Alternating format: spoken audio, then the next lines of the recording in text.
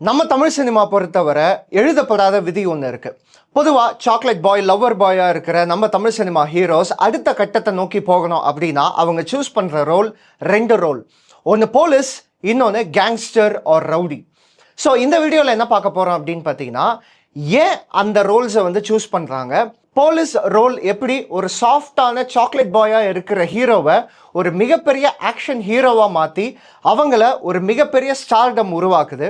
நம்ம தமிழ் சினிமாவோட favourite heroes எப்போ அவங்களோட முதல் போலீஸ் ரோல் அப்படிங்கிறது நடித்தாங்க, அது அவங்களுக்கு எவ்வளோ பெரிய சக்ஸஸை கொடுத்துச்சு, சில பேருக்கு சில ஃபெயிலியர்ஸும் கொடுத்துச்சு. அது என்னென்ன திரைப்படங்கள், அது எந்தெந்த ஹீரோஸ் அப்படிங்கிறத இந்த வீடியோவில் பார்க்க போகிறோம். வெல்கம் டு சினிமா போகன், நான் உங்கள் தேவா.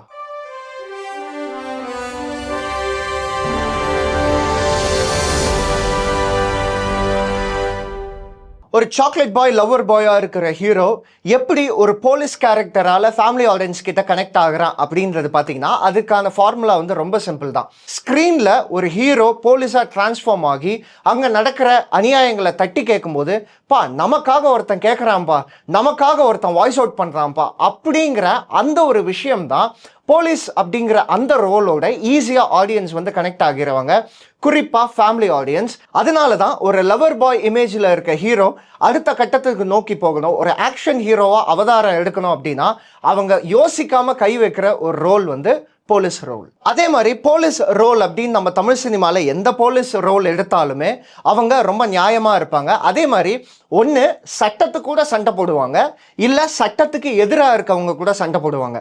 அது ரவுடிகளாக இருக்கலாம் அல்லது சட்டத்துக்குள்ளே இருக்கிற பொலிட்டீஷியன்ஸாக இருக்கலாம். ஸோ இவங்க கூட சண்டை போடும்போது ஆல்ரெடி நான் சொன்னது தான், மக்களுக்கு எல்லாருக்குமே ஒரு ஃபேண்டசி அப்படிங்கிறது ஒன்று இருக்கும்ல. அதாவது ஊழல் பண்ணுற பொலிட்டீஷியன்ஸ் ஆகட்டும், இல்லை அநியாயம் பண்ணுற ரவுடிஸ் ஆகட்டும், அவங்கள நம்மளால தட்டி கேட்க முடியலையே அப்படிங்கிற அந்த ஆதங்கம் இருக்கு இல்லையா, அந்த ஆதங்கம் மொத்தமாக ஸ்க்ரீனில் எதிரொலிக்கும் போது தான் அந்த போலீஸ் கேரக்டர் அப்படிங்கிறது மக்கள் மத்தியில் ஒரு மிகப்பெரிய கனெக்டை உருவாக்குது. அதுவும் ஒரு முக்கியமான காரணம். நம்ம தமிழ் சினிமாவோட favourite stars starting with MGR sir. So MGR அவர்கள் முதல்ல எப்போ போலீஸ் ரோல் அப்படிங்கிறது ஒரு பிரேக் த்ரூ அவருக்கு ஆச்சு அப்படின்னா, அவர் நிறைய படங்கள் ஒரு சின்ன சின்ன ரோல்லாம் பண்ணியிருக்காரு ஆரம்ப கட்டத்தில். ஸோ அதில் பார்த்தீங்கன்னா நிறையா ரோல்ஸ் போலீஸ் கான்ஸ்டபிளாலாம் நடிச்சிருப்பார். இந்த ஒரு விஷயத்த இருவர் படத்தில் சூப்பராக காட்டியிருப்பாங்க. ஸோ இருவர் படத்தில் எல்லாருக்குமே தெரியும் இல்லையா, மோகன்லால் எம்ஜிஆர் கேரக்டர் தான் நடிச்சிருப்பாரு. அதில் மோகன்லால் கேரக்டர் கூட ஒரு சீனில் கோச்சுக்கிட்ட சொல்லும், எப்போ பாரு போலீஸ் கான்ஸ்டபிளே நடிச்சுன்னு இருக்கேன், போலீஸ்னே என் பேர் வரப்போகுது அப்படின்ட்டு. ஸோ உண்மையிலேயே எம்ஜிஆர் அந்த டைம் நிறைய போலீஸ் கான்ஸ்டபிள் ரோல்ஸ் அப்படின்றது நடிச்சிருக்காரு. ஆனால் அவருக்கு ஒரு மிகப்பெரிய பிரேக் த்ரூவா கொடுத்தது பார்த்தீங்கன்னா என் கடமை. ஸோ என் கடமை திரைப்படம் தான் அவரை ஒரு நல்ல போலீஸ் ஆஃபீஸராக, கெத்தா ஒரு போலீஸ் ஆஃபீஸராக பார்த்துருக்காங்க. அண்ட் அது ஒரு மிகப்பெரிய பிளாக் பஸ்டர் ஆச்சு. எம்ஜிஆரை ஒரு பயங்கரமான போலீஸ்காரராக ரெஜிஸ்டர் பண்ண திரைப்படம் என் கடமை. நடிகர் திலகமும் அப்படிதான், அவரும் நிறைய திரைப்படங்கள் போலீஸ் அப்படிங்கிற கேரக்டரில் நடிச்சிருக்காரு.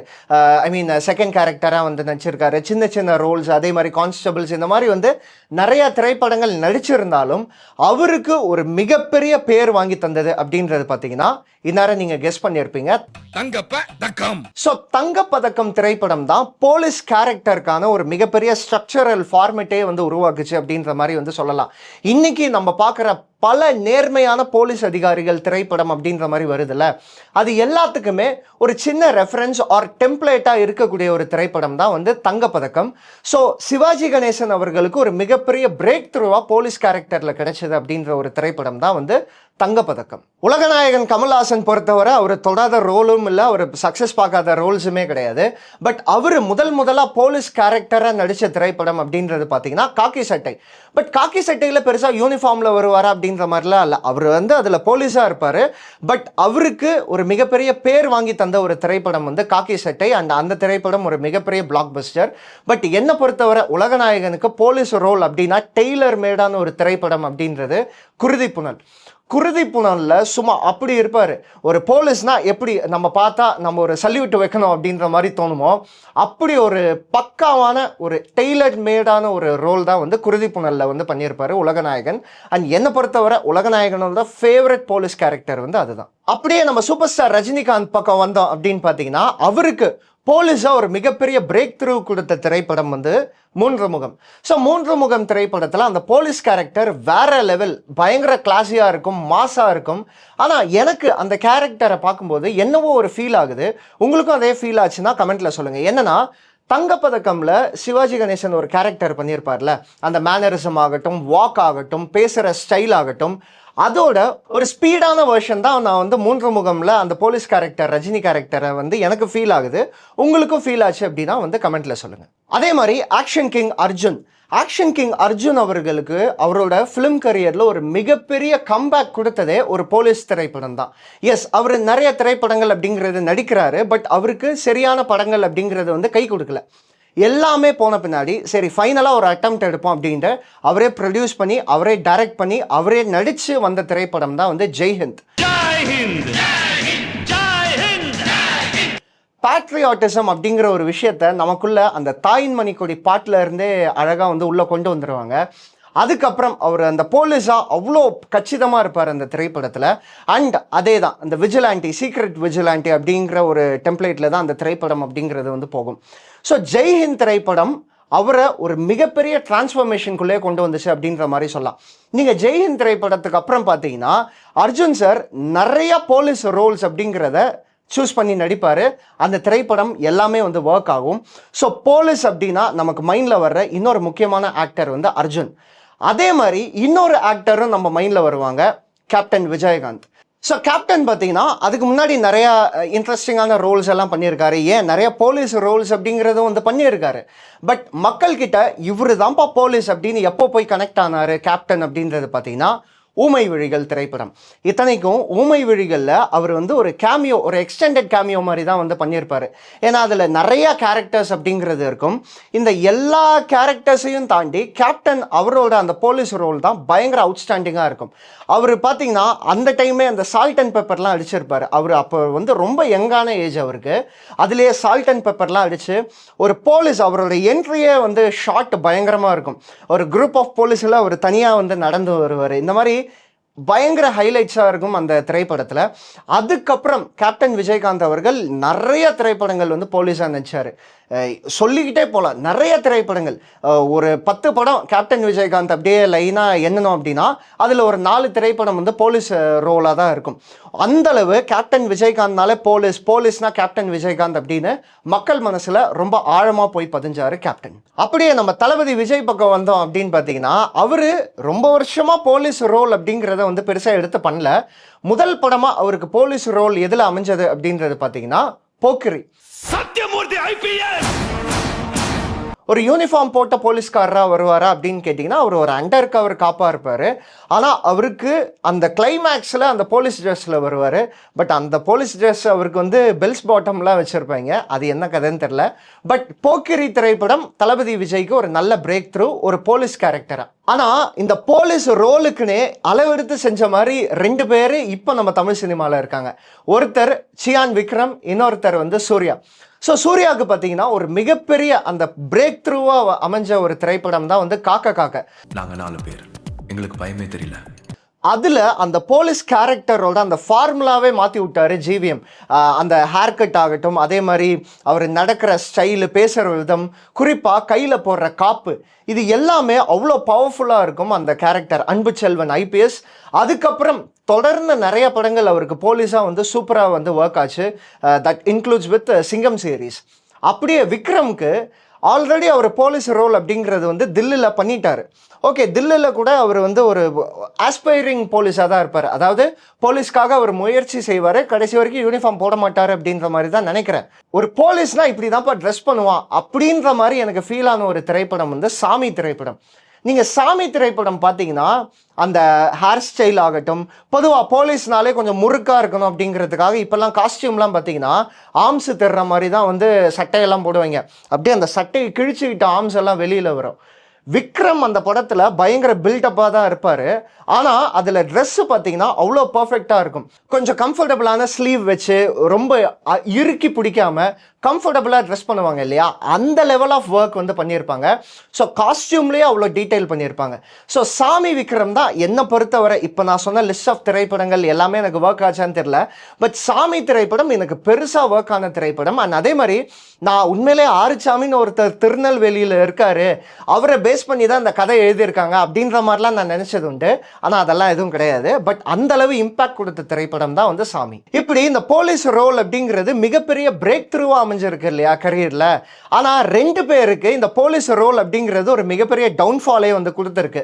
Starting with Ajith Kumar. So Thala பார்த்தீங்கன்னா முதல் முறையாக ஒரு போலீஸ் ரோல் அப்படிங்கிறது நடிக்கிறாரு, விச் இஸ் ஆஞ்சநேயா திரைப்படம். ஸோ அந்த திரைப்படம் அப்படிங்கிறது எத்தனை அஜித் ஃபேன்ஸ் பார்த்துருப்பீங்கன்னே தெரியாது, ஆனால் நான் பார்த்துருக்கேன். அது ஒரே ஒரு தடவை தான் பார்த்துருக்கேன், அதுக்கப்புறம் எனக்கு பார்க்குறதுக்கு மனசு இல்லை. ஸோ ஆஞ்சநேய திரைப்படம் தான் முதல் முறையாக அஜித் சார் வந்து போலீஸாக நடிக்கிறாரு. அந்த திரைப்படம் ஒரு மிகப்பெரிய ஃப்ளாப்பு. அந்த திரைப்படத்தப்போ தான் அஜித் சாரோட ஒரு மிகப்பெரிய கான்ட்ரவர்சி ஒன்று வந்து லேண்ட் ஆச்சு. என்னன்னா, நான் அடுத்த சூப்பர் ஸ்டார் ஆக போகிறேன் அப்படின்ற மாதிரி ஏதோ அவர் வேற ஒரு கண்டெக்ஸ்டில் வந்து சொல்லியிருக்காரு. பட் அந்த பத்திரிகையில் எழுதும் போது அந்த மாதிரி வந்து எழுதிட்டாங்க. அது ஒரு மிகப்பெரிய பேக் ஃபயர் ஆச்சு. ஆஞ்சநேயா படம் ஃப்ளாப் ஆனதோட சேர்த்து அதையும் சேர்த்து அஜித் சாரை வந்து பயங்கரமாக அடித்தாங்க அந்த டைமு. அப்படியே இந்த பக்கம் நம்ம எஸ்டிஆர் அவர்கள். ஸோ எஸ்டிஆர் பார்த்தீங்கன்னா முதல் முறையாக ஒரு போலீஸ் படம் நடிக்கிறாரு. அந்த திரைப்படம் தான் வந்து ஒஸ்தி. ஒஸ்தின்ற திரைப்படம் தபாங்கோட ரீமேக். தபாங் எதுக்காக எடுக்கப்பட்டாங்க அப்படின்றத புரிஞ்சுக்கிட்டாலே ஒஸ்தி திரைப்படம் வந்து எடுத்திருக்க மாட்டாங்க. ஏன்னா தபாங் திரைப்படம் எடுக்கப்பட்டதே சல்மான் கானை செலிப்ரேட் பண்ணணும் தான். ஏன்னா சல்மான் கான் அந்த டைம் வந்து பயங்கரம் ஒரு மாஸ் ஹீரோ இல்லையா, அவரோட ஃபிசிக்கு அது எல்லாத்தையுமே பயங்கரமாக வந்து கேமராவில் கேப்சர் பண்ணணும். அவர் நடக்கிற விதமாகட்டும், அவர் ஆர்ம்ஸ் காட்டுற விதமாகட்டும், கிளைமேக்ஸில் அவர் உடம்ப காட்டணுங்கிறதுக்காகவே அந்த ஒரு சீன் வந்து வச்சுருப்பாங்க. இந்த மாதிரி சல்மான் கான்காகவே எடுக்கப்பட்ட திரைப்படம் தான் வந்து தபாங். அந்த திரைப்படம் எடுக்கப்பட்ட நோக்கமே அதுதான். அதை எப்படி ஒஸ்தி இழிந்து நம்ம எடுக்கலாம், அதில் எஸ்டிஆரை வந்து ப்ளே பண்ண வைக்கலாம் அப்படிங்கிறத எப்படி நம்பினாங்க அப்படிங்கிறது தெரில. பட் அவர் முதல் முறையாக போலீஸ் ரோல் நடித்தார் அந்த திரைப்படத்தோட. அவர் அதுக்கப்புறம் பெருசாக போலீஸ் அப்படிங்கிறத வந்து ட்ரை பண்ணல. அச்சம் என்பது மடமையாடாதில் தான் கிளைமேக்ஸில் போலீஸாக வருவார். பட் அதுக்கப்புறம் பெருசாக போலீஸ் ரோல் அப்படிங்கிறது அவர் வந்து ட்ரை பண்ணல. இப்போ இருக்க ஜென்ரேஷன் ஆஃப் ஸ்டார்ஸில் பார்த்தீங்கன்னா, இப்போ சிவகார்த்திகேயன் அவர்கள் காக்கி சட்டை ஒரு மிகப்பெரிய ஹிட்டு. அகைன் கமல் அவரோட டைட்டில் தான் ரீமேக்கு. ஸோ காக்கி சட்டை திரைப்படம் ஒரு நல்ல ஹிட்டு தான். கதையாகவும் நல்லா இன்ட்ரெஸ்டிங்காக இருக்கும், கமர்ஷியல் வேல்யூவாகவும் திரைப்படம் வந்து சூப்பராக இருக்கும். அப்படியே இந்த பக்கம் பார்த்தீங்கன்னா விஜய் சேதுபதிக்கு ஒரு மிகப்பெரிய ஒரு ஆக்ஷன் ரோலாக அமைஞ்ச ஒரு திரைப்படம் தான் வந்து சேதுபதி திரைப்படம் எனக்கு பயங்கர சர்ப்ரைஸ் தான். ஏன்னா எஸ்யூ அருண்குமார் எடுக்கிறாரு. யாருன்னா பண்ணையாரும் பத்மினியும் எடுத்த இயக்குனர் அடுத்த படமாக சேதுபதி எடுக்கிறாரு. அது எனக்கு பயங்கர சர்ப்ரைஸ். எப்படியா டோட்டலாக ஒருத்தர் வந்து ஜானரை சேஞ்ச் பண்ணுவார் அப்படின்ட்டு. திரைப்படம் போய் பார்த்தா அதுக்கு மேலே சர்ப்ரைஸ். ஏன்னா ஆரம்பத்தில் இருந்து விஜய் சேதுபதியை பயங்கர மாஸாக காட்டி அவரை நடுவில் கொஞ்சம் இறக்கி வல்னரபிள் ஆக்கி வில்லனை வெயிட் ஏற்றி அதுக்கப்புறம் திரும்ப ஹீரோ வந்து கம்பேக் கொடுக்குற மாதிரி, இந்த மாதிரி யூஸ்வலான கதை தான். பட் அவங்க அணுகின விதம் இருக்குல்ல, வேற லெவல். எனக்கு சேதுபதி திரைப்படம் ஒரு சூப்பரான போலீஸ் திரைப்படம், ரொம்ப ரொம்ப ஒரு பிடிச்ச திரைப்படம். ஸோ இப்படி தான் நம்ம ஃபேவரட் ஹீரோஸ் எல்லாருமே ஒரு சாக்லேட் பாய், லவ்வர் பாய், ஒரு ஃபேமிலி பாயாக இருந்து அடுத்த லெவல் ஆஃப் டிரான்ஸ்ஃபர்மேஷன் எடுக்கணும் அப்படின்னா போலீஸ் ரோலை சூஸ் பண்ணி அழகாக அதில் நடித்து அதன் மூலமாக பேர் வாங்கி மக்கள் மனசில் ஒரு நீங்காத இடம் அப்படிங்கிறது வந்து பிடிக்கிறாங்க. இன்னொரு ரோலும் வந்து யூஸ் பண்ணிப்பாங்க, அதுதான் வந்து கேங்ஸ்டர் ரோல். அந்த ரோல் பற்றி விரிவாக இன்னொரு வீடியோவில் வந்து பார்க்கலாம். ஸோ இந்த வீடியோ உங்களுக்கு பிடிச்சிருக்கும் நம்புகிறேன். இந்த வீடியோவில் நான் எந்தெந்த போலீஸ் திரைப்படங்கள்லாம் விட்டுட்டேன், உங்களோட ஃபேவரட் ஹீரோ ஒரு போலீஸ் படம் நான் மிஸ் பண்ணிட்டேன் அப்படின்னா அது என்ன அப்படிங்கிறத வந்து கமெண்ட்டில் சொல்லுங்கள். நானும் தெரிஞ்சுக்கிறேன், பார்க்குறவங்களும் வந்து தெரிஞ்சுப்பாங்க. இந்த வீடியோ உங்களுக்கு பிடிச்சிருக்கும் அப்படின்னு நம்புகிறேன். பிடிச்சிருந்தால் லைக் பண்ணுங்கள், உங்கள் ஃப்ரெண்ட்ஸ், ஃபேமிலி, குறிப்பாக சினிமா லவர்ஸ் எல்லாருக்குமே வந்து ஷேர் பண்ணுங்கள். சினிமா போகன் சேனலை சப்ஸ்கிரைப் பண்ணுங்கள். நிறைய பேர் இன்னும் சப்ஸ்கிரைப் பண்ணாமல் பார்த்துக்கிட்டு இருக்கீங்க. கண்டிப்பாக சப்ஸ்கிரைப் பண்ணுங்கள். அப்படியே பக்கத்தில் இருக்க பெல் ஐக்கானையும் கிளிக் பண்ணுங்கள். அப்போ தான் நாங்கள் போடுற இந்த மாதிரி இன்ட்ரெஸ்டிங்கான வீடியோஸ் எல்லாத்தையும் மிஸ் பண்ணாமல் உங்களால் பார்க்க முடியும். வேறு ஒரு நல்ல வீடியோ, ஒரு நல்ல கண்டென்ட்டோட உங்களை வந்து சந்திக்கிறேன். Until then, it's bye from Deva.